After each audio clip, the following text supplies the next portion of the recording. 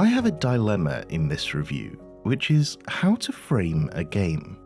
If I say this is a Robin Hood RPG, you'll instantly understand what I'm talking about and immediately grasp some of the ideas and mechanics of play, because the legend of Robin Hood is far more widely known than the real history of the Peasant's Revolt that Gallows Corner is inspired by. And that's not just because it's not reasonable to expect a mostly American audience to know about this era of English history, but it's also not reasonable to expect anyone else to. From what I can tell, the Peasant's Revolt was only added to the compulsory curriculum in England in 2013. So when I say this is a Robin Hood game, I hope you can forgive the kind of crude shorthand. Gallows Corner is a game about gathering a band of outlaws, travelling the counties of England, helping the poor and downtrodden, and taking on the representatives of a cruel system, the county sheriff, the nobility, and even the crown. But it isn't a game about legend. It's a game about real history, or rather an alternative version of the real events. This is a game that was getting a lot of chatter at UKGE, where it really hooked people in. George, the designer, actually wouldn't let me take a review copy away in case they sold out, which is very fair, but he very kindly sent me this copy a few days later. And now I've finally spent a bit of time with the game. Let's take a closer look.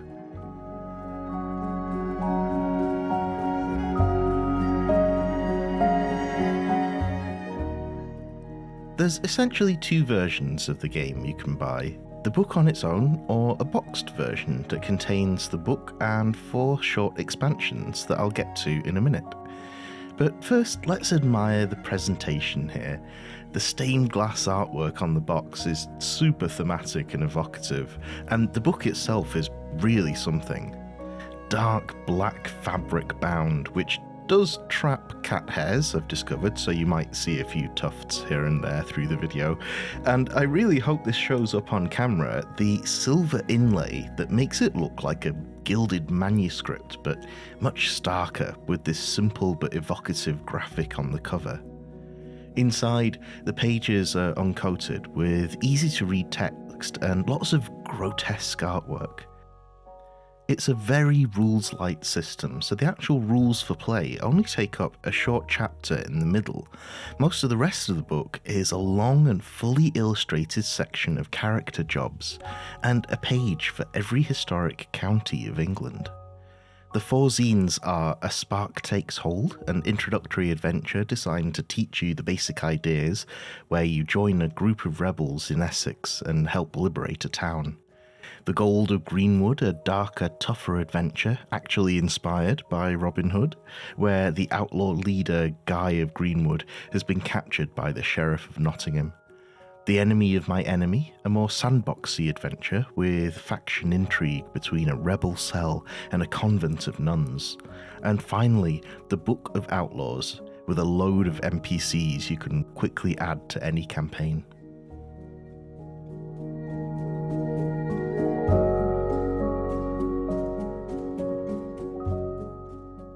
The law is a system of protection, and protections can be removed. All it takes is someone in a position of power to declare you outside the protection of the law, an outlaw. This is the starting point of your journey, one that you personally may or may not survive, but ultimately will end with a grand rebellion of the have-nots against the haves, the downtrodden against those that do the treading, a peasant's revolt. The Black Death has torn through Europe, utterly decimating communities and pushing society to its limits. King Edward has been waging an endless war in France, requiring constant supplies of soldiers and resources.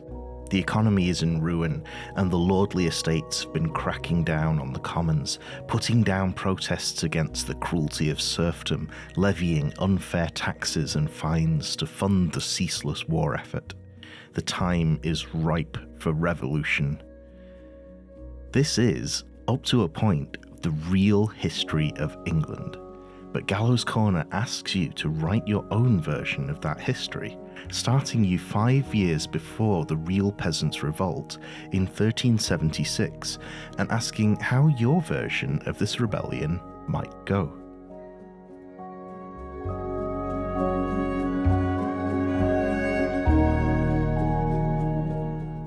The characters are meant to feel grounded and ordinary, and because this is a dangerous and possibly deadly path you'll be walking, character creation is simple and fast.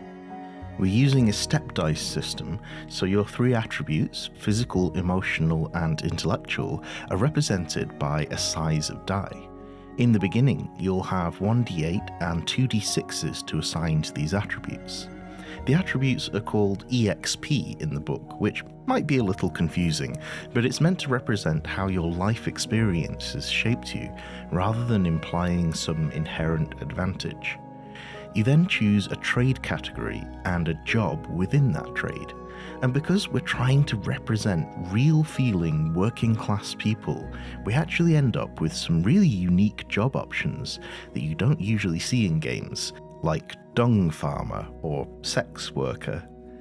You pick a skill from your jobs list, and that's it. We're more or less done. Later on, you might pick up more jobs, level up your trade, or choose new skills, but one reason it's so quick to start is that the rules governing the retainers you recruit and NPCs you encounter are essentially the same, so you need to be able to quickly generate characters on the fly. And of course, your character might die, in which case you'll need a new one quickly. More on that later.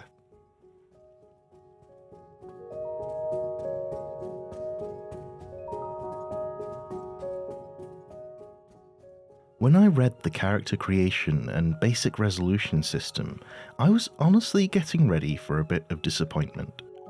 Until I got to the section on the point crawl, which is when I think I really understood the beauty of this game. And if I had to summarise that gameplay in one word, it would be scalable.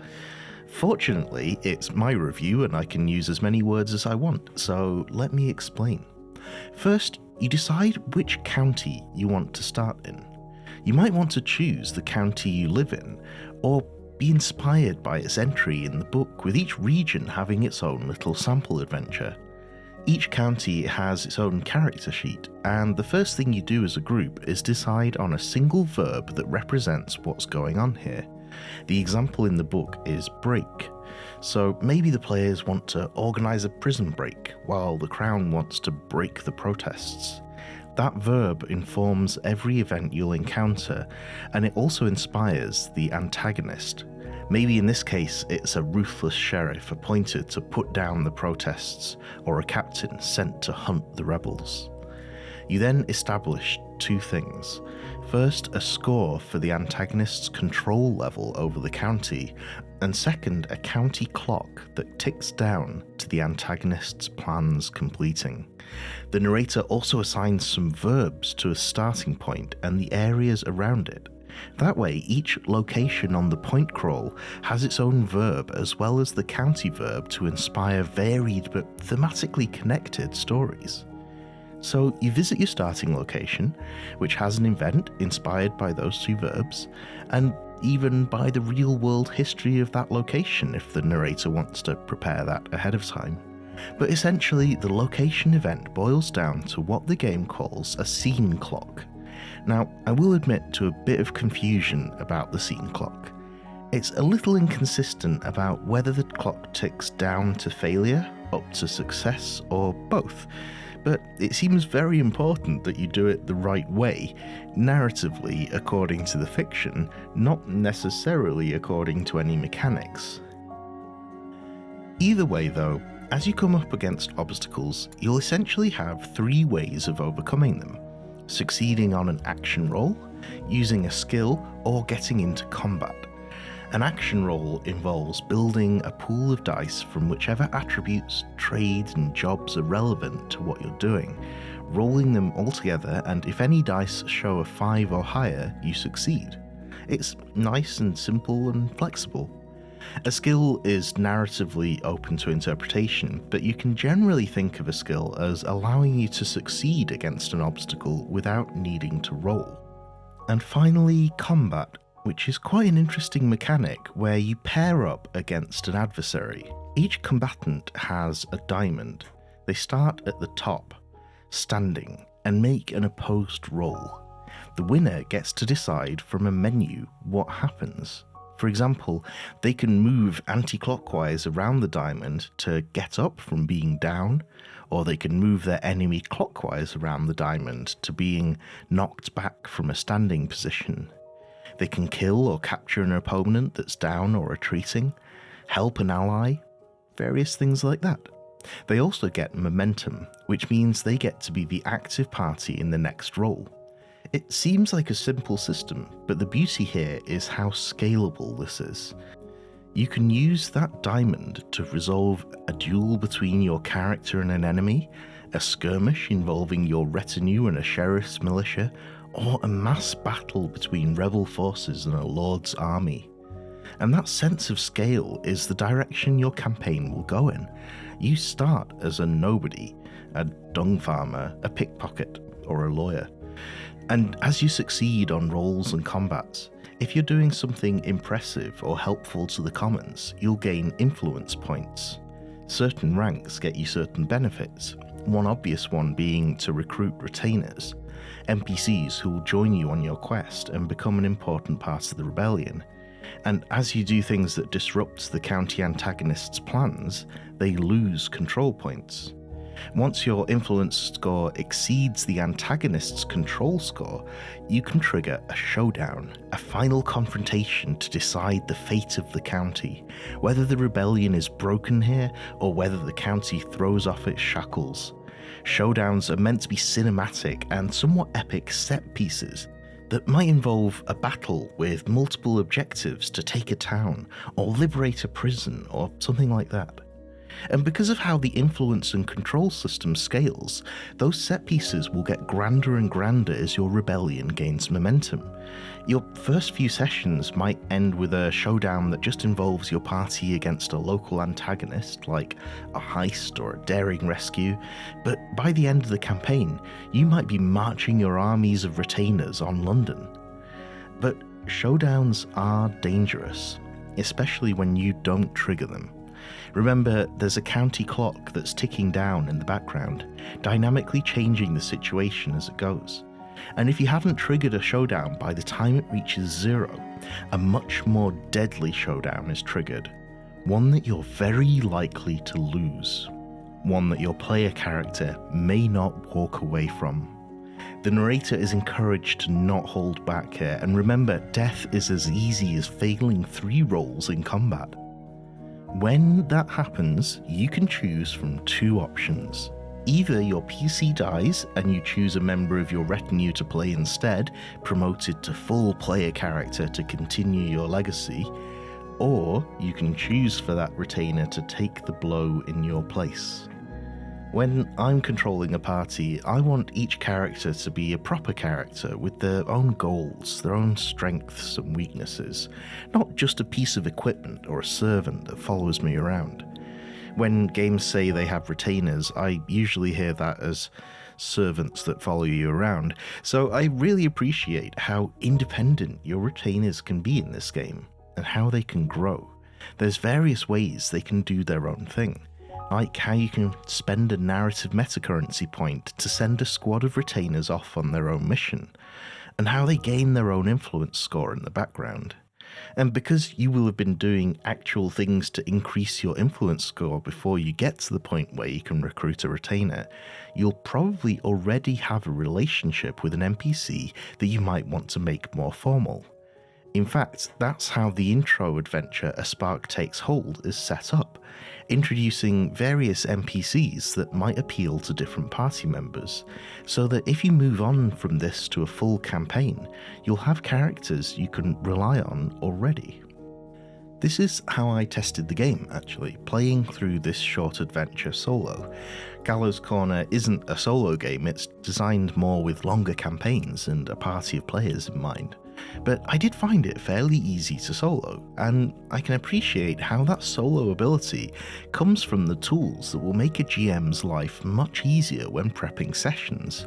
Things like how there's a section at the back with various different verbs and scene suggestions to fit each one. There's NPC generators, as well as pre-made NPCs with story hooks and starting point adventures for each region of England. So if you're comfortable improvising, you can print out a county sheet, come up with some verbs and get going, using the book for inspiration if the verbs aren't enough. If you prefer pre-written adventures, well, here they are. From what I tested, you will need to add your own scenes to these in places. Alternatively though, if you're a meticulous planner, you can research your starting location and use the very real events and people of 1376 to inspire you.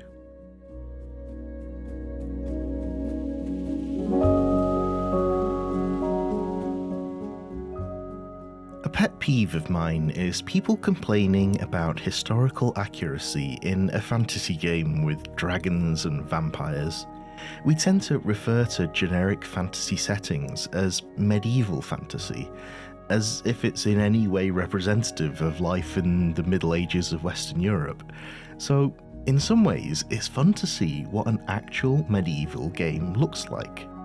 And yet, as well researched as it is, with so much care put into its depiction of life in the Middle Ages, Gallows Corner encourages you to not get bogged down in historical accuracy and to prioritise the story.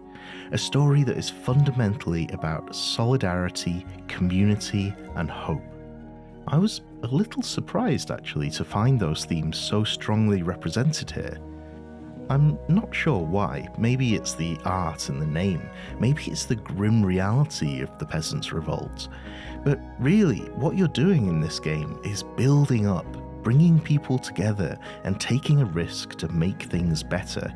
And you will succeed in that, even if your first character doesn't make it. But something really deep that struck me about Gallows Corner is how relevant it is to now. We've been through a global pandemic, economic collapses, unfair tariffs, endless wars that require unlimited funding. Modern debt slavery is no less prevalent than serfdom was. Prisons are quite literally overflowing. And even the much darker aspects of the Peasant's Revolt, the scapegoating of immigrants, is everywhere. It's easy and tempting to say this is a Robin Hood game. The reality is far, far deeper.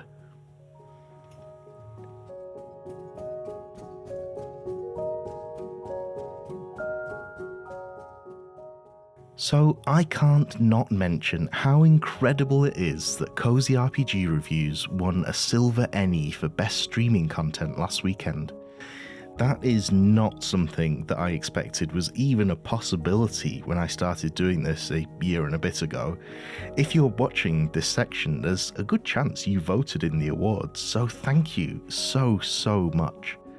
There were some great nominations in the category, like the super stylish Daggerheart horror hack AP How's My Driving, the improvised musical one-shot Last Train to Bremen, the Good Friends of Jackson Elias, a horror and Call of Cthulhu podcast, and of course the sleekly produced Daggerheart tutorial series Get Your Shit Together.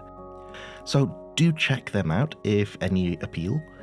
Now, obviously, winning an ENNIE is amazing in itself, but it also gives validation to the basic premise of this channel, that people want to hear about more games, even small and niche ones like this. So thank you so much for watching and following with this journey. And of course, a huge thank you to the folks on Patreon and Ko-fi for supporting me, and for voting in the audience pick polls, and just for being generally amazing. Thank you. Here's to much more of this sort of thing. So until then, happy adventures.